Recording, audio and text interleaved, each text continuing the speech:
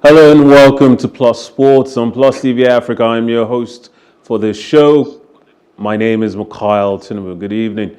Now, the executive board member of the NFF, that is the Nigeria Football Federation, Alhaji Ganiyu Majekodunmi, has heaped plaudits on the management of the JCI Football Academy for consistently exposing grassroots coaches in Nigeria to what is applicable and obtainable globally.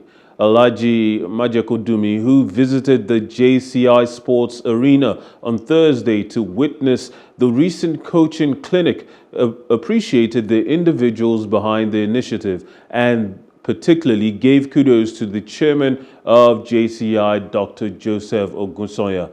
Alhaji Majekodunmi described the event as a laudable initiative which has the foundation that's capable of standing the test of time. He described it as a very good initiative and said developmental programs are top of the menu on the diary of the Nigeria Football Federation, with such events part of what the football body is campaigning for.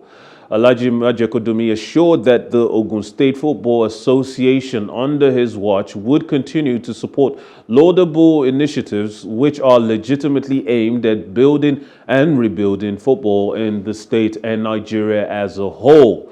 The chairman of the JCI, United States of America-based Dr. Joseph Ogunsoya, explained that building a formidable Nigerian football coaching system and getting grassroots coaches certified necessitated the coaching clinic.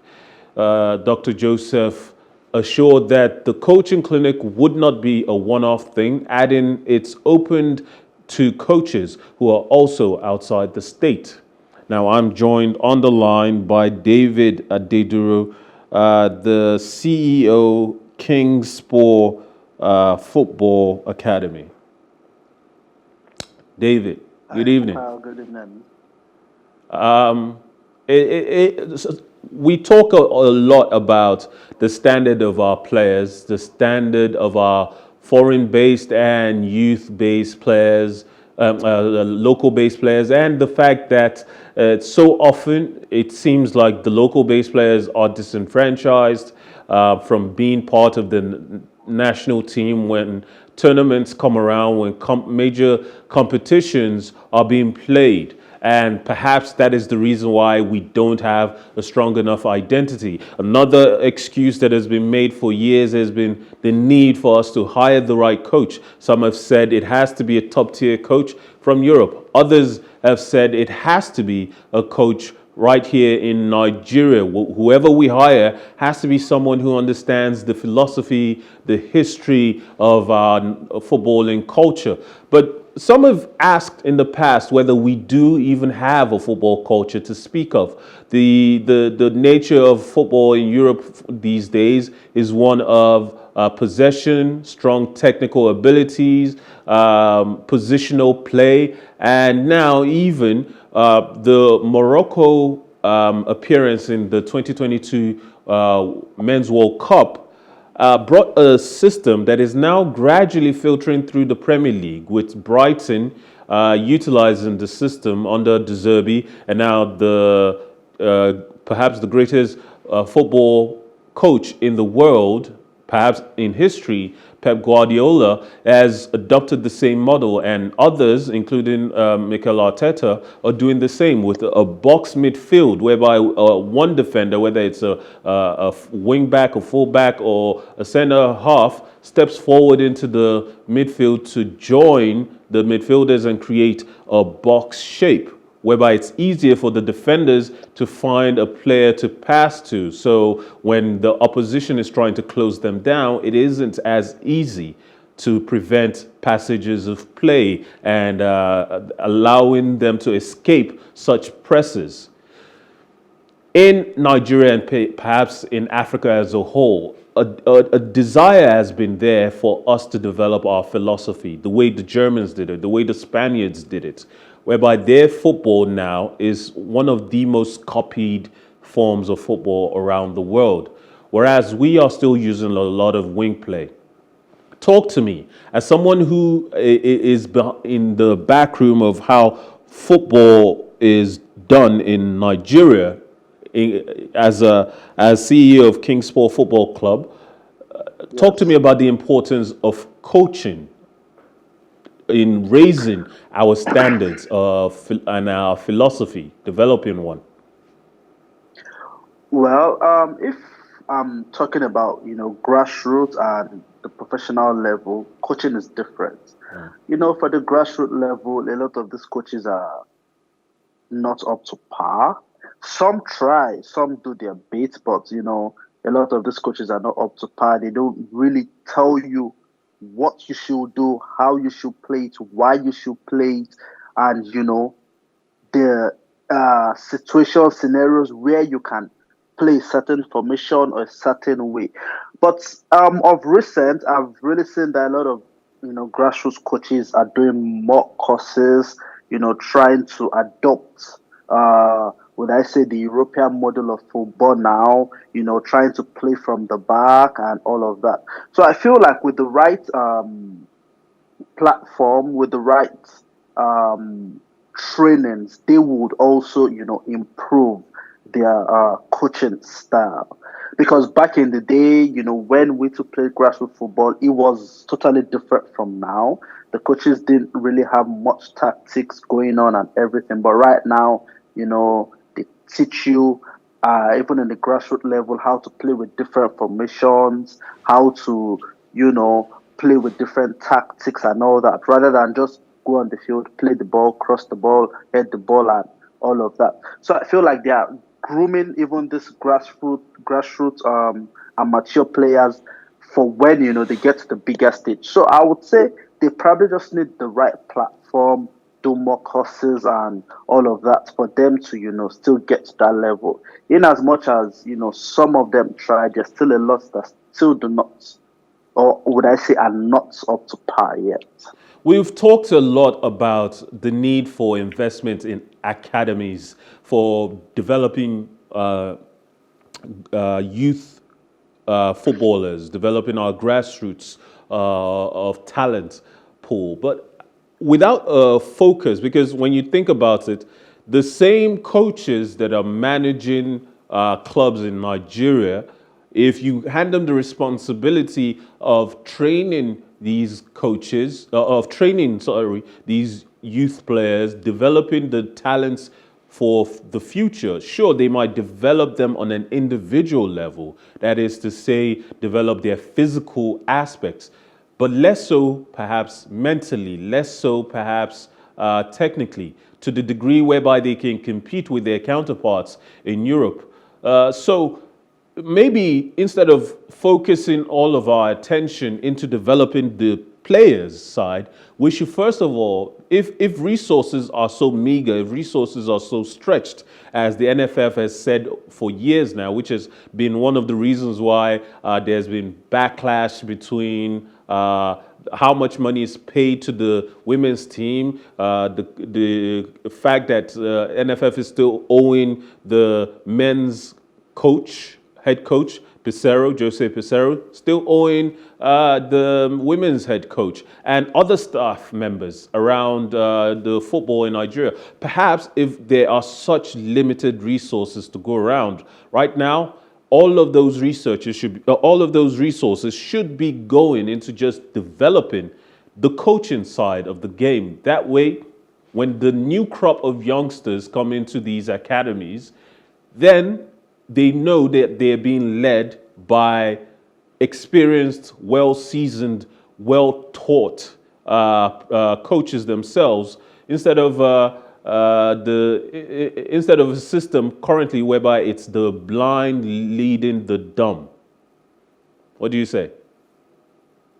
Well, yes, you are very correct. We majorly focus on the development of just players. But then again, I feel like there should be more focus also on development of coaches. The same way we try to develop the players, there should be also developments for coaches. And I feel like maybe because generally around the world, black coaches are not so recognized. So maybe, and because as I always say, uh, there's no, would I say, platform, there's no structure and all these things. So even the coaches here do not feel the need to do so much. Do not feel the need to do so much because it feels like the structure doesn't favor them. But then I still feel like there should be more attention to the development of coaches, not only the player. It's just like, in schools, the teachers, not every teacher can teach, not every teacher can lecture. But then, aside focus on the students, they should also, be focused on how good the lecturer is, how he can pass the message to students, how he can help his students pass exams and all that. So that's why I feel like for the grassroots football, more, attention to and development should go to the coaches, and just as, this JCI stuff is going on, like give more programs to coaches, let them also, develop themselves. How significant could this be on the impact it could have on our youngsters? Because when I think about the global game as it stands, when you look at the Brazilians, for example, our passion for football is just as significant as theirs. It's just as intrinsic. It is in our nature, our DNA, just as much as it is for the Brazilians and the rest of the South Americans. Yet, you see so often that a big club in Europe will go to Brazil and pick up a youngster for 10, 20 million pounds at times. Even now, 16-year-olds who will not be eligible to leave their home nation to go to Europe until they're 18 are being bought early for high prices, higher prices than it has been historically paid for such young talent. How significant an impact could it be on our youngsters, the development of our youngsters, if the coaches themselves are able to churn out the kind of lesson package that can raise their game to a European standard, whereby our talents are being sought after as much as the Brazilians and Argentines? Okay. On that aspect, I would say the coaches do not have that much, would I say, power and real, do not have that much say in it because, in the grassroots level, we see a lot of players who are already old of age, and I feel like it's still part of the development. A lot of Nigerian players don't start very early compared to the European players, the Brazilian players that you would have seen photos of them as at 4, 5, 6, 7 years old, where they are already playing for clubs, the local clubs in their areas and all that. But then a 7, 8-year-old Nigerian boy, his parents will not allow him go and play for the local club in his area. Would not allow him go and, after school, take his football boots and, jerseys and say, okay, I'm going to play ball. I have a coach who teaches me how to play ball. So they start pretty late. So it's hard getting them from that young age. And by the time they get to the ages of 16, 17, that is when they probably want to start taking the football seriously. And at that time, they start to learn the fundamentals, the basics of football. Whereas in the European system, as at 18, 19, you already know how to play with tactics. You've passed through the fundamental stages. I don't know if you understand what I'm saying. And perhaps you're ready even for top level football, first team football. But a boy who is 16 in Nigeria is just beginning to play ball. You're just beginning to teach him how to control pass, how to chest pass, how to understand his position. Whereas as at 16, 17, 18 in the European standard, you are ready for professional football. You might not be a starter in your club, you might not be a regular, but then they feel like you are ready to get to that platform. If our football culture can take a more aggressive approach towards the way our coaches themselves are developed, which perhaps will translate into how early our youngsters are able to get into the game, and maybe they can catch up to their European counterparts, let's say in a decade or two. Might that be the real spark that we need to develop our local league? Because for years now, we've talked about how our local league is nothing to write home about. One of the many suggestions that have been made has been that it needs more investment. You need to bring better coaches to join the staff. You need to bring foreign players to come in and bring their culture of football and mix it with ours so that ours can grow as well as the Europeans, who themselves have a wealth of talent from all over the world that has allowed for them to coalesce different footballing identities to create unique ones that are blooming in Europe.